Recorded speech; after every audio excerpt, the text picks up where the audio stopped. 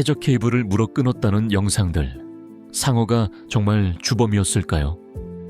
상어의 케이블 훼손은 실제 있었지만 기록상 매우 드문 과거 사례입니다. ICPC 분석에서는 2008년부터 2013년까지 상어 원인 고장이 0건이었습니다. 오늘은 실제 연관은 있었지만 주범은 아니었던 상어의 기록을 바로잡습니다. 1980년대 상어는 왜 광섬유 케이블을 물었을까요? 전자기장은 가능한 요인 중 하나로 거론됐지만 원인은 확정되지 않았습니다. 종과 수심, 케이블 구조가 함께 영향을 줬을 가능성이 있습니다. 이후 보호 피복과 금속 외장, 매설 방식이 개선됐습니다. 특히 얕은 바다에서는 강철 와이어 외장과 매설이 케이블을 지킵니다. 그 결과상으로 확인되는 고장은 크게 줄었습니다. 자연의 본능을 기술의 지혜로 이겨낸 해저 통신 기술의 위대한 승리. 그렇다면 지금 해저 케이블을 가장 자주 끊는 원인은 무엇일까요? 보이지 않는 곳에서 벌어지는 인류 문명 수호 작전의 실체. 상어의 실제 연관과 과장된 누명을 기록으로 구분해 보겠습니다. 6화 상어의 식인 버그, 누명의 진실, 지금 시작합니다. 1980년대 후반 해적 케이블 업계는 비상이 걸렸습니다. 1985, 1987년 카나리아 제도 케이블에서 실제 상어 이빨 흔적이 발견됐습니다. 벨 연구소는 심해의 악어 상어가 원인임을 확인했습니다. 실제 사례가 있었기에 상어와 케이블의 연관을 완전히 부정할 수는 없습니다. 상어의 로렌친이 기관은 매우 약한 전기 신호를 감지합니다. 다만 이 감각이 케이블 훼손의 단일 원인이었다고 확정되지는 않았습니다. 연구진은 특정 종과 수심, 케이블 설계가 함께 작용했을 가능성을 봤습니다. 구글을 포함한 빅테크 기업들은 즉시 방역에 나섰습니다. 해결책은 케블라 한 겹이 아니라 보호 피복과 금속 외장 설계의 개선이었습니다. 얕은 구간에는 강철 와이어 외장과 최대 4민 매설 같은 보호책이 쓰입니다. ICPC 최신 공개 분석인 2008-2013년에는 상어 원인 고장이 없었습니다. 상어 사고가 영원히 사라졌다는 뜻이 아니라 해당 분석 기간에 없었다는 뜻입니다. 상어 괴담은 실제 희귀 사례가 반복 재생되며 과장된 면이 있습니다. 다음은 상어보다 훨씬 빈번한 인적 원인, 닷과 어업 장비입니다. 통계가 가리키는 주된 위험은 닷과 어업 같은 인간 활동입니다. 통계가 말해주는 서늘한 진실, 해적 케이블의 진짜 천적을 확인하세요. 상어 대응 뒤 남은 더 큰 과제는 인간 활동으로 인한 단선입니다. 보이지 않는 곳에서 우리 일상을 지탱하는 법과 공학의 하모니. 우리가 누리는 0.1초의 연결은 이런 오해와 해결의 역사 위에 세워졌습니다. 대양을 건너는 빛의 여정, 그 장엄한 보호 전략을 계속 따라가 봅니다. 현대 케이블 보호는 피복, 금속 외장, 매설을 조합합니다. 수천 킬로미터의 선을 감싸기 위해 들어가는 막대한 자본과 공학적 신뢰. 설계 개선으로 희귀한 상어 훼손 위험을 더 낮춘 것입니다. 자연을 이해한 설계와 보호 공법으로 희귀한 위험을 낮춘 것입니다. 하지만 기술이 완벽해질수록 인간의 부주의는 더 도드라지기 시작했습니다. 1959구 2006년 어류상어 관련 수리 사례는 전체 고장의 약 0.5%였습니다.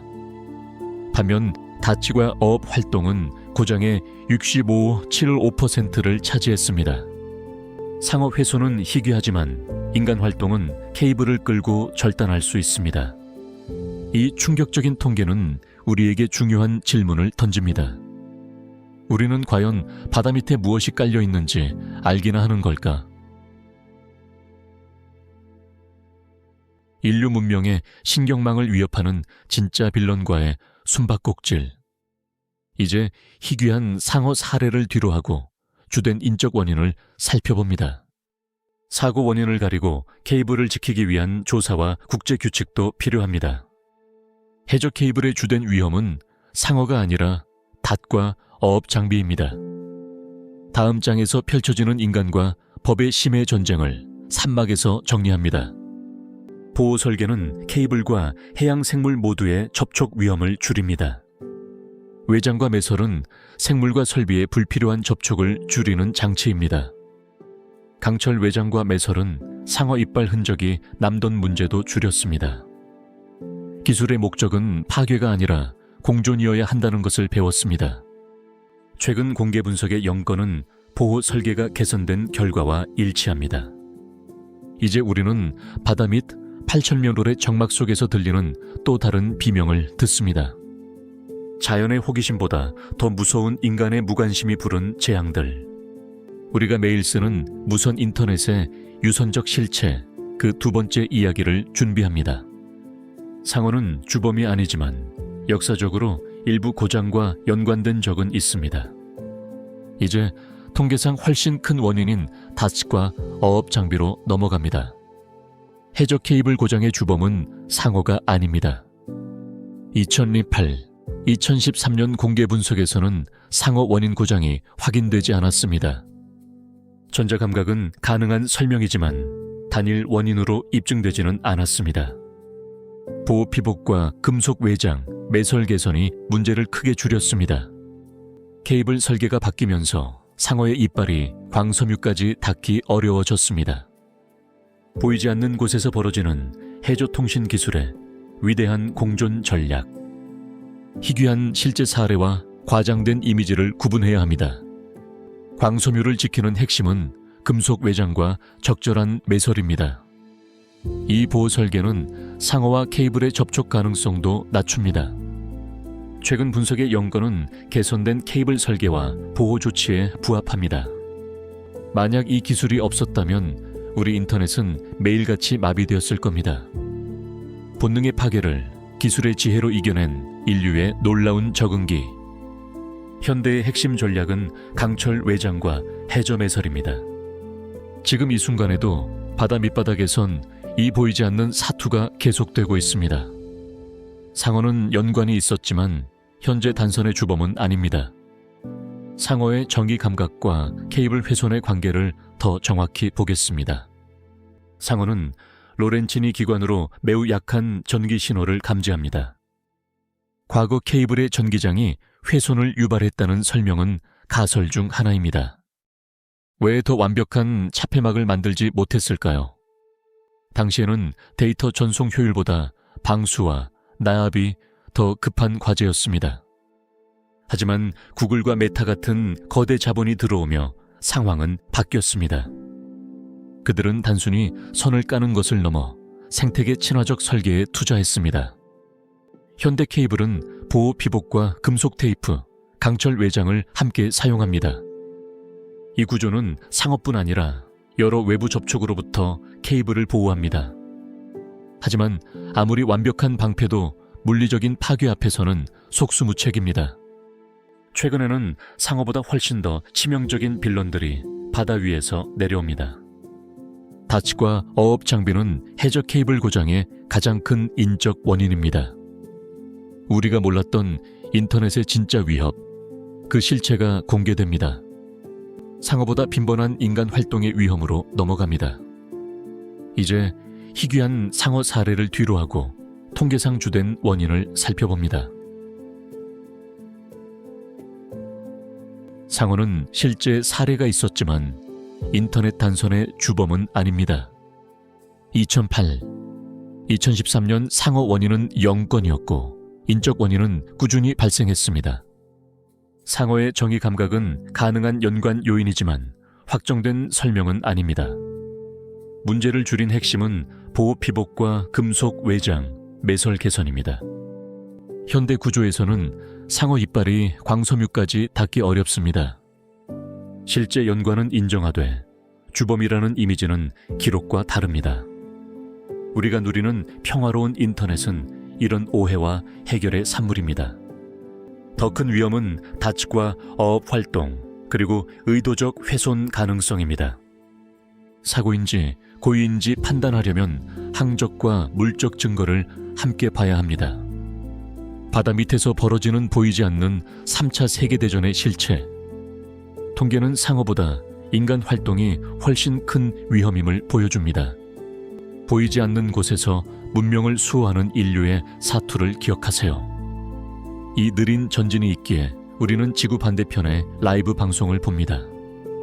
상어의 실제 사례와 누명을 구분한 뒤 닻의 위험으로 넘어갑니다. 상어는 일부 과거 고장과 연관됐지만 주범은 아니라는 점을 기억하십시오. 우리는 상어의 실제 연관과 과장된 누명을 함께 확인했습니다. 하지만 이 싸움은 기술의 영역을 넘어 어로 활동과의 충돌로 확장됩니다. 바다 밑 데이터 고속도로는 어민들에겐 그저 거추장스러운 장애물일 뿐이죠. 누가 우리의 경로를 보호하는가? 이것이 미래 인터넷의 핵심 질문입니다. 상어는 보호 설계로 인간의 닻은 항행 규칙과 법으로 위험을 줄입니다. 우리는 이제 법과 기술로 심해의 안전지대를 구축하고 있습니다. 보호 피복과 강철 외장이 상어 접촉 위험을 낮춥니다. 이 보이지 않는 헌신 덕분에 우리는 오늘 아침의 뉴스를 지연 없이 봅니다. 하지만 인간의 정체를 넘어선 국가 간의 거대한 대결이 기다립니다. 3m 성벽보다 견고한 디지털 철막이 바다 밑에 들이우고 있죠. 미국과 중국 두 거인이 벌이는 심해의 체스판을 알아야 합니다. 해저통신 기술이 정치의 도구가 되어버린 그 압도적 순간들. 상어의 희귀한 실제 사례를 확인했고 이제 주된 인적 위험을 봅니다. 바다 밑에서 벌어지는 보이지 않는 3차 세계대전의 실체를 아시나요? 자, 이제 현대 문명의 신경망을 둘러싼 거대 권력의 암투를 공개합니다. 해저 케이블 고장의 주범은 상어가 아닙니다. 상어 원인 고장은 드물지만 닷과 어업 사고는 훨씬 빈번합니다. 문제를 줄인 것은 케블라 한 겹이 아니라 보호 설계 전반의 개선입니다. 금속 외장과 매설 덕분에 광섬유가 직접 노출될 가능성이 낮아졌습니다. 이제 통계상 가장 큰 원인인 닷과 어업 장비를 살펴봅니다. 보이지 않는 곳에서 벌어지는 미중 데이터 패권 전쟁의 실체. 우리가 누리는 평온한 연결 뒤에는 이토록 처절한 정치적 방어전이 있죠. 보호공법과 사고조사, 국제협력이 함께 케이블을 지킵니다. 실제 상어 사례를 인정하면서도 과장을 바로잡아야 합니다. 보호 설계를 개선한 연구자와 기술진의 역할도 빼놓을 수 없습니다.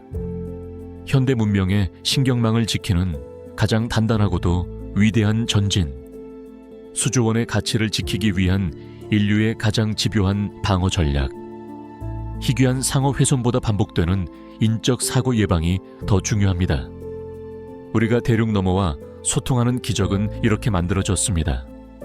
상어와 케이블의 접촉 위험은 줄었고 보호 설계는 계속 개선되고 있습니다.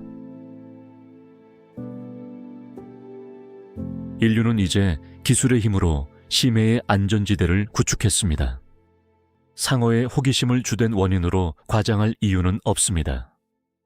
하지만 기술이 아무리 발전해도 바다는 여전히 거대한 변수들의 무대입니다.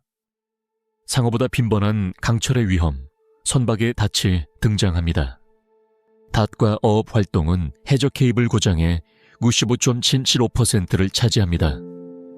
이제 동물의 희귀 사례가 아닌 인간 활동의 구조적 위험을 봅니다. 닷 사고를 줄이기 위한 항행 관리와 국제법도 이어집니다. 케이블을 피하려 장비를 희생한 선박 소유자의 손실도 발생합니다. 우리가 누리는 연칠1초의 기적 뒤에 숨겨진 인간의 약속과 희생.